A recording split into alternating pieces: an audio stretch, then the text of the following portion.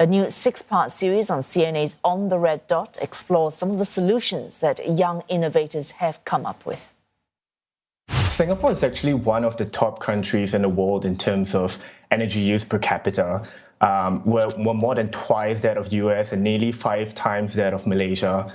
But at the same time, of course, as you mentioned, we're really a small island nation. We don't have large fields or high wind speeds for wind turbine, no hydroelectric or geothermal sources.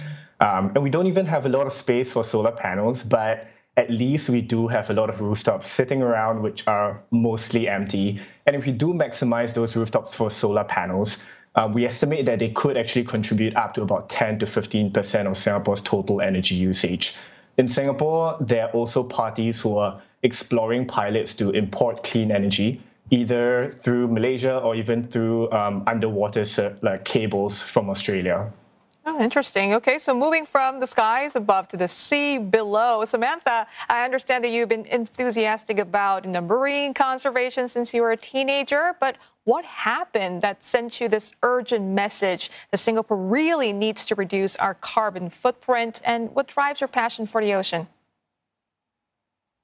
So I've been scuba diving for, over 10 years since I was 16. And, you've really seen the impact of climate change on coral reefs. You see coral bleaching and, it's made me a lot more aware of the impact and the effects of climate change. And not just that as well, we do see impacts such as rising sea levels as part and parcel of that impact. And, I think, there's so much more work that needs to be done in terms of reducing our carbon footprint. As a quick example of that, in Singapore, we rank 27 out of 142 countries in emissions per capita. And that's actually 12 spots ahead of China. So for a small country, we are big emitters. Yeah, it really hits home when you see with your own eyes the impact on the environment. Bolong, one of Singapore's 2030 Green Plan targets is to increase solar energy deployment by 5-fold to meet around 3% of demand in the year 2030. So 3%, it doesn't really sound like a lot. Is solar energy really Singapore's best hope for a sustainable future? Yeah, so for us, because we're such a high carbon intensity economy, while we're such a small country, solar is really our best hope. The good thing is, at least in Singapore, the sun does shine throughout most of the year. And if we do rely on solar energy as a generation source, it can actually power a significant percentage of our energy use, even though it's still small. Promising. Okay, Samantha, how about you? Singapore has set targets to fulfill the International Maritime Organization's target to reduce greenhouse gas emissions by 50% by 2050. Do you think this is enough to make a difference to global situation?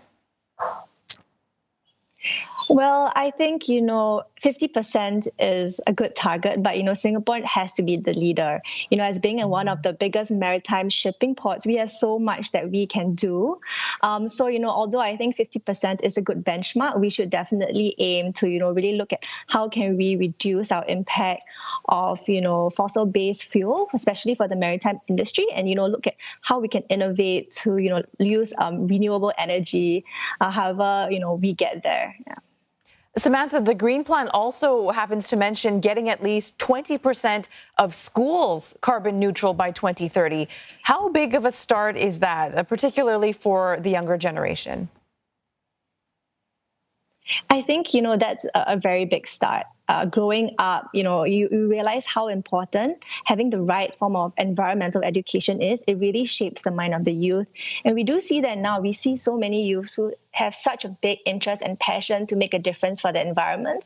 So having this target and goal, I think really will set things in stone. We'll create strategy, we'll create plans, and really include, children as part of the next generation. So I think it is a good start. And, we can always aim to be 100%, although that's a bit challenging, of course. But I think it's good. As part of the Green Plan, we've gotten started. And I'm really excited to see how the transition will go. And Bolong, we've got a minute or so. How about you, very quickly? Do you think we are changing fast enough to make a difference? Well, the climate clock is really ticking, and there's a lot that we need to do to try and get to zero carbon. For Singapore, one of the things that each of us as individuals could do is actually to install solar panels, and that is actually one of the highest impact ways for us to try and reduce our carbon emissions. Of course, for those of us who are living in HDBs, there's not much we can do about our roofs. But then I think that like recent times, as we see the youth becoming a lot more empowered to try and change even the small things in their daily lives, I do have hope that we can get there. And Asia now continues in the very next hour. We'll